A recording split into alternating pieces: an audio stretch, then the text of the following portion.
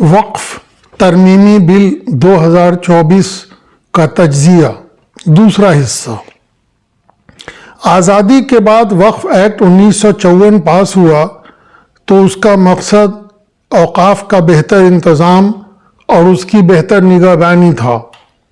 ہندوستان کے وفاقی ڈھانچے کے پیش نظر الگ الگ ریاستوں کے حالات کو سامنے رکھ کر پورے ملک میں ایک ساتھ اس ایکٹ کو نافذ کرنے کا نوٹس جاری نہیں کیا گیا۔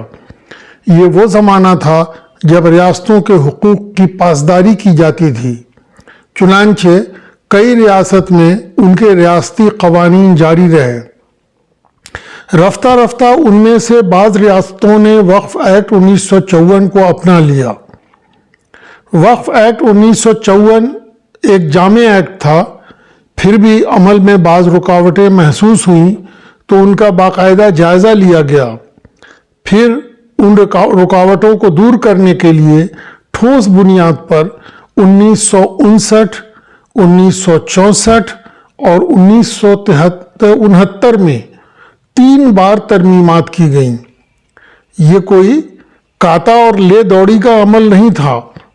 جب قانون میں ترمیم اور وقف انتظامیہ میں سدھار کا کام کتنی سنجیدگی سے ہوتا تھا، اس کا اندازہ اس سے لگائیے کہ جب وقف ترمیمی بل 1969 پر راجیہ سبھا میں بحث ہو رہی تھی تو اراکین نے مطالبہ کیا کہ وقف کے پورے نظام کے مطالعے کے لیے ایک کمیٹی قائم کی جائے جو اس کے تمام پہلو کا جائزہ لے کر ایک جامع رپورٹ پیش کرے۔ چنانچہ 9 دسمبر 1970 کو وقف انکوائری کمیٹی تشکیل دی گئی۔ اس کمیٹی نے پورے ہندوستان کے دورے کیے، متعدد اوقاف اور وقف بورڈ کے کام کی جانچ پڑتال کی، قانون اور اس کے نفاذ میں کوتاہی کا جائزہ لیا، پھر اپنی عبوری رپورٹ نومبر 1973 میں پیش کی اور فائنل رپورٹ فروری 1976 میں پیش کی۔ کمیٹی نے بہت سی سفارشات پیش کیں کہ اوقاف کی مالی حالت سدھارنے کے لیے وقف انتظامیہ کی کس طرح تشکیل نو کی جائے۔ کمیٹی نے وقف ایکٹ 1954 میں جو کمی پائی اس کی بھی نشاندہی کی۔ اسی کی بنیاد پر وقف ترمیمی ایکٹ 1984 پاس ہوا۔ مسلمانوں کو اس کی بعض دفعات پر اعتراض تھا، چنانچہ وہ قانون تنازع کا شکار ہو گیا۔ اگرچہ اس قانون کی بنیاد وسیع مطالعے پر تھی تو بھی مسلمانوں کا اعتراض بھی ٹھوس بنیاد پر تھا۔ آج کی طرح ہوا میں احتجاج نہیں ہوا تھا۔ اسی کا نتیجہ تھا کہ طویل صلاح و مشورے کے بعد ایک نیا وقف ایکٹ 1995 پاس ہوا۔ آج حکومت ایسی ترمیمات لے کر آئی ہے جس کے پس پشت نہ تو صلاح و مشورہ ہے اور نہ کوئی تفصیلی مطالعہ ہے۔ وقف ایکٹ 1995 کے نوٹیفائی ہونے کے بعد پھر کچھ سوالات پارلیمنٹ میں اٹھائے گئے۔ 9 ستمبر 1996 کو راجیہ سبھا میں ایک توجہ دلاؤ نوٹس پر بحث کے دوران حکومت ایک ہاؤس کمیٹی بنانے پر رضامند ہو گئی۔ چنانچہ ایک کمیٹی کی تشکیل ہوئی جو 8 جنوری 1997 کو دونوں ایوان کی مشترکہ پارلیمانی کمیٹی میں بدل گئی۔ اس کی مدت میں توسیع ہوتی رہی اور اس طرح 31 دسمبر 2008 تک یعنی 11 سال اس کمیٹی نے کام کیا۔ اس کمیٹی نے متواتر 9 رپورٹ پیش کی۔ اس کی تیسری اور 9ویں رپورٹ میں وقف ایکٹ 1995 میں ترمیمات کی سفارش کی گئی۔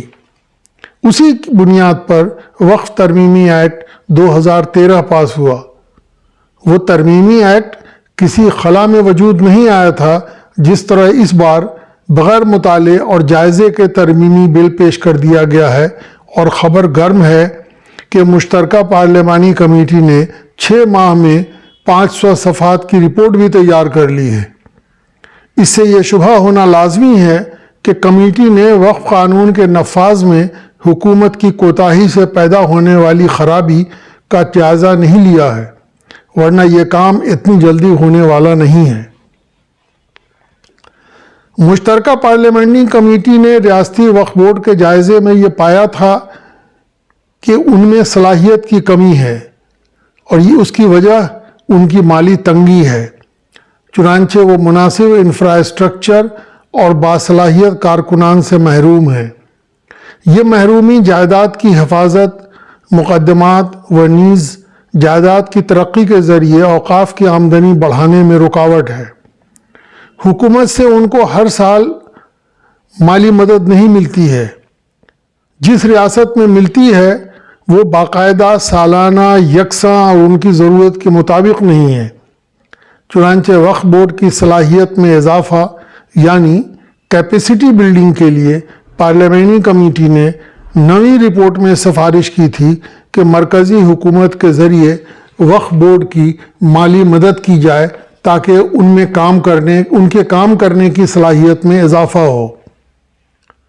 ان تمام باتوں کے باوجود مشترکہ پارلیمانی کمیٹی وقف ایکٹ 1995 کے نفاذ میں ریاستوں کی کوتاہی پر خاطر خواہ توجہ نہیں دے پائی تھی۔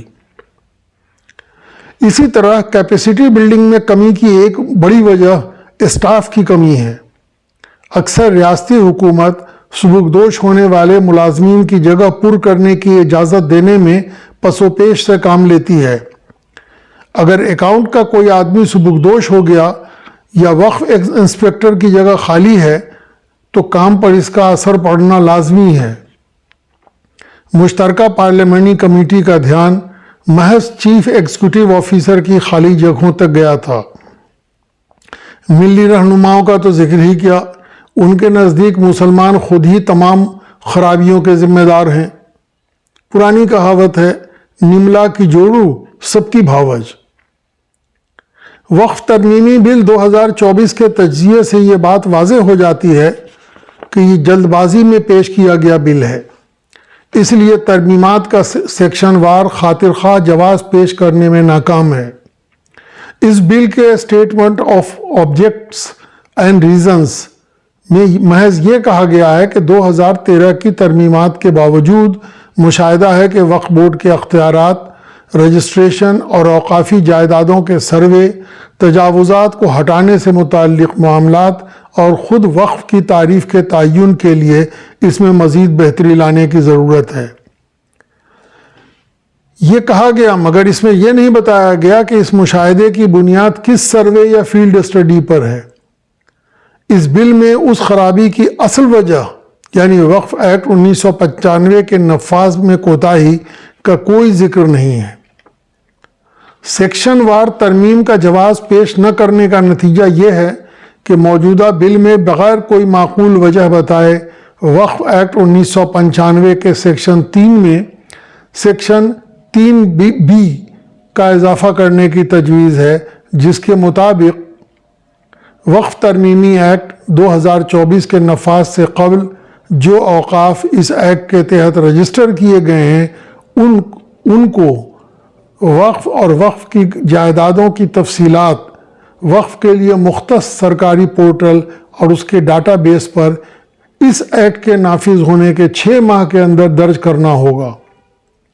یاد رہے کہ ایسٹ انڈیا کمپنی نے اس طرح کے کام کے لیے 1 سال کا وقت مقرر کیا تھا، پھر بھی وہ تجربہ ناکام ہوا تھا۔ مزید برآں کوئی وجہ بتائے بغیر ایسٹ انڈیا کمپنی کے طرز پر کلکٹر کو اس سلسلے میں وسیع اختیارات سونپ دینے کی تجویز ہے۔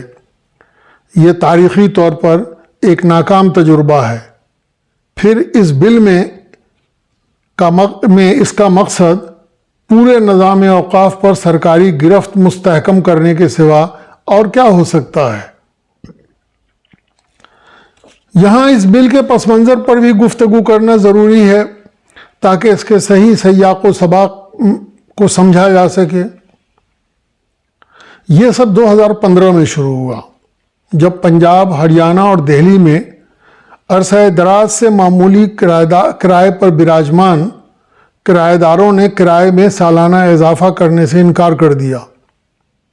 انہوں نے یہ بھی مطالبہ کیا کہ عرصے سے قابض ہونے کی وجہ سے وقف جائیداد ان کے نام کر دی جائے۔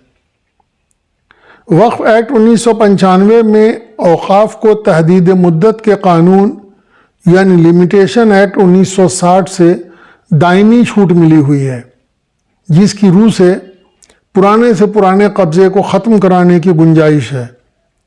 موجودہ بل 2024 میں اس سہولت کو ختم کرنے کی بات ناجائز قابضین کے حق میں ہے، گویا ناجائز قبضے کی حوصلہ افزائی کی جا رہی ہے۔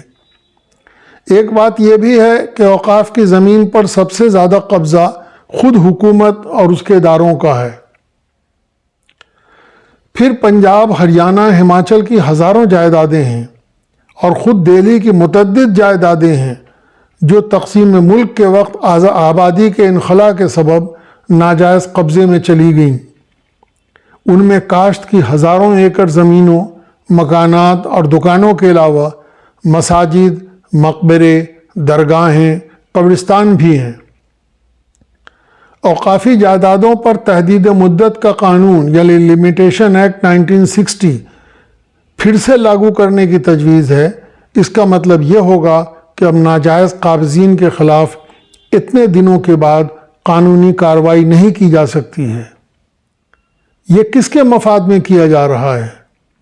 پنجاب، ہریانہ اور دہلی کے کرایہ دار جو وقف کی بیش قیمت جائیدادوں پر معمولی کرایہ دے کر براجمان ہیں، انہوں نے 2015 میں سالانہ اضافے سے انکار کر دیا تھا اور مطالبہ کیا کہ متعلقہ جائیداد ان کے نام کر دی جائے۔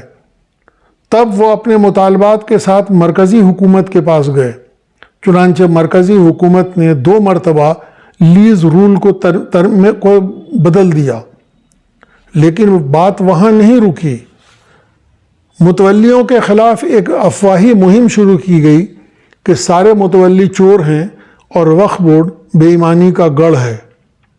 افسوس کی بات ہے کہ اس افواہ کو ہوا دینے میں ملت کے خود ساختہ دانشور بھی پیچھے نہیں رہے۔ انہوں نے یہ جواب دینا ضروری نہیں سمجھا کہ وقف ایکٹ 1995 کے سیکشن 46 کے تحت متولی کو اپنا سالانہ اکاؤنٹ 1 جولائی سے پہلے وقف بورڈ میں جمع کرنا ہوتا ہے۔ جس وقف کی آمدنی سالانہ 50,000 روپے سے زیادہ ہوتی ہے، اس کا آڈٹ سیکشن 47 کے تحت ریاستی حکومت کے تیار کردہ پینل میں سے کوئی آڈیٹر کرتا ہے۔ وقف بورڈ کو اس آڈٹ رپورٹ پر حکم صادر کرنے کا اختیار ہے۔ پھر اگر متولی کی بے ایمانی ختم نہیں ہوتی تو اس کے لیے کون ذمہ دار ہے؟ آڈٹ کا کام تو سرکار کے تحت ہے۔ اس کے تدارک کے بجائے اب بل 2024 میں اوقافی جائیدادوں پر کلکٹر کے تسلط قائم کرنے کی تجویز ہے۔ ساتھ ہی وقف بورڈ اور وقف کونسل میں غیر مسلموں کو نمائندگی دینے کی تجویز ہے۔ اس کی کوئی وجہ نہیں بتائی گئی۔ وقف بل 2024 کو پارلیمنٹ میں پیش کرنے سے قبل عوام کو خوفزدہ کرنے کے لیے سوشل میڈیا میں ایک اور افواہ پھیلائی گئی کہ وقف بورڈ کو کسی بھی نجی جائیداد کو وقف کی جائیداد قرار دینے کا قانونی اختیار ہے۔ اس کے خلاف صرف وقف ٹریبیونل میں اپیل کی جا سکتی ہے، جو شرعی بنیاد پر فیصلہ کرتا ہے اور جس کے خلاف کسی عدالت میں سنوائی نہیں ہو سکتی۔ عام لوگوں کے لیے یہ خاصی ڈراؤنی افواہ تھی۔ اس افواہ نے وقف قانون میں تبدیلی کے لیے فضا بندی کی۔ عام لوگ اس صداقت سے آگاہ نہیں ہیں کہ وقف ٹریبیونل کے اراکین لازمی طور پر مسلمان نہیں ہوتے۔ اس کو وقف ایکٹ 1995 کے سیکشن 83 کے تحت حکومت قائم کرتی ہے، جس کی کارروائی کسی دیوانی عدالت کی طرح ہوتی ہے۔ اس لیے ٹریبیونل کا فیصلہ شرعی بنیاد پر نہیں، ملکی قانون کی بنیاد پر ہوتا ہے۔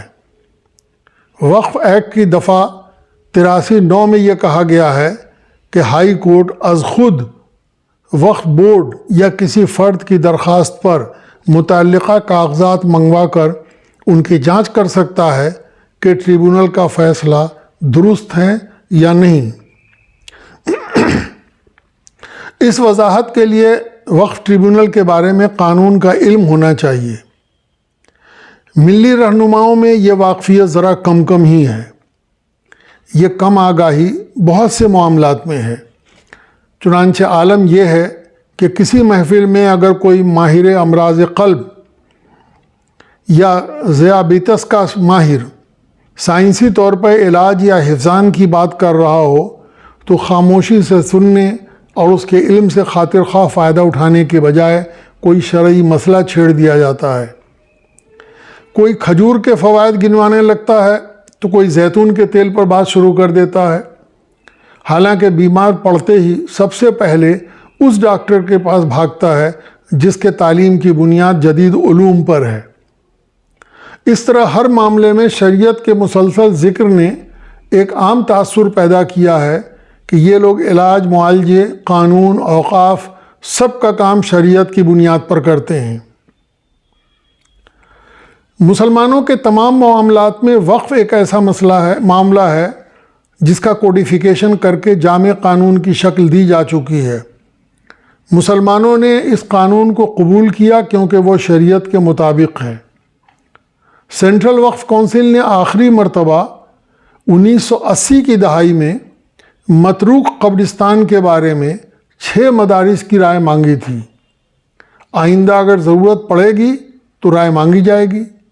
کونسل اور ریاستی وقف بورڈ میں خود بھی اسلامیات کے ماہر ہوتے ہیں، پھر بھی ان اجلاسوں میں جہاں قانون اور اس کے نفاذ کی بات ہونی چاہیے وہاں وقف کے شرعی پہلو اور اس کی تاریخ پر طول طویل گفتگو شروع کر دیتے ہیں، چنانچہ قانون اور اس کے اطلاق سے توجہ ہٹ جاتی ہے۔ اب جو افتاد آن پڑی ہے تو یہ لوگ مسقط استدلال پیش کرنے میں ناکام ہیں کہ اوقاف کے نظم میں خرابی قانون کی وجہ سے نہیں ہے، یہ حکومت کے ذریعے قانون کو نافذ نہ کرنے کی وجہ سے ہے۔ مسلمانوں کے جتنے شرعی معاملات ہیں ان سب میں مسلکی اختلافات ہیں۔ ملی رہنماؤں نے اپنے اپنے مسلک کا الگ الگ جھنڈا اٹھا رکھا ہے، صرف اوقاف کے معاملے میں ایک مشترکہ پلیٹ فارم ہے، اس لیے کہ وقف کو کوڈیفائی کیا جا سکا ہے جو تمام مسالک پر لاگو ہوتا ہے اور مجموعی طور پر سب کو قابل قبول ہے۔ اس سے وقف کے معاملے میں مشترکہ پلیٹ فارم تیار ہوا ہے۔ اس کی وجہ سے سوائے یو پی اور بہار کے جہاں روایتی طور پر الگ الگ سنی اور شیعہ وقف بورڈ ہے، بقیہ تمام ریاستوں میں ایک مشترکہ وقف بورڈ ہے۔ موجودہ بل کے ذریعے اس اتحاد کو توڑنے کی کوشش کی گئی ہے۔ اس کے بھی دور رس اثرات ہوں گے۔ جو مذہبی رہنما وقف ایکٹ میں اس قسم کی ترمیم کی وکالت کر رہے ہیں، تاریخ ان کو سبق سکھائے گی۔ اس ضمن میں ایک افواہ یہ بھی پھیلائی گئی کہ ہندوستان میں حکومت ہند اور ریلوے کے بعد سب سے زیادہ زمین وقف بورڈ کے پاس ہے۔ سچر کمیٹی کی رپورٹ نے ناقص اعداد و شمار کی بنیاد پر اس کے لیے زمین تیار کی، جس کی بنیاد پر یہ افواہ شجر سایہ دار بنی ہے۔ جیسا کہ عرض کیا جا چکا ہے، وقف ایکٹ 1995 کے تحت سروے نہیں ہونے کی وجہ سے یہ پتہ نہیں کہ نصف صدی قبل کیے گئے سروے میں کتنی جائیداد موجود ہے اور کتنی غائب ہو چکی ہے۔ اس سروے میں کتنی جائیداد چھوٹ گئی تھی۔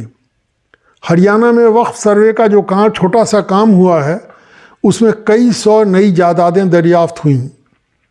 وقف بورڈ کا ریکارڈ ناقص ہے جس پر گفتگو کے لیے ایک دفتر درکار ہے، مگر اسی کی بنیاد پر یہ بیانیہ تیار کیا گیا کہ حکومت اور ریلوے کے بعد سب سے زیادہ جائیداد وقف کی ہے۔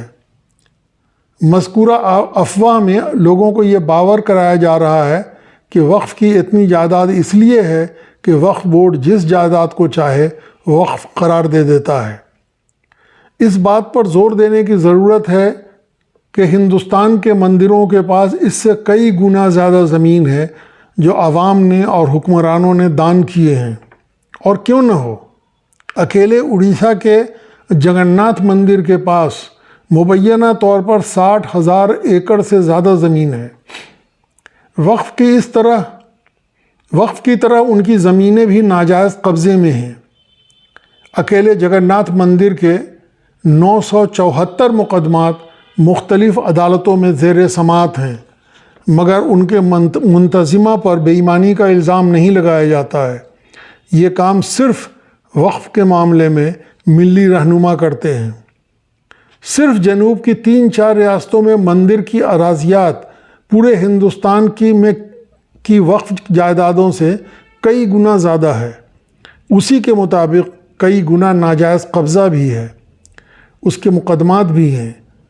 لا علمی میں جھوٹا راگ الاپنے کے بجائے عوام کو سچ بتانے کی ضرورت ہے۔ رائے عامہ ہموار کرنے کی ضرورت ہے کہ آج جو حریص نگاہیں اوقاف کی جائیدادوں پر ہیں وہ کل دوسرے مذاہب کی جائیدادوں پر بھی پڑنے والی ہیں۔ یہ مفاد عامہ کے سراسر خلاف ہے۔ یہ کام مسلمانوں کے دانشور طبقے کو کرنا چاہیے جو قانون اور ملک کے نظام کو سمجھتے ہیں۔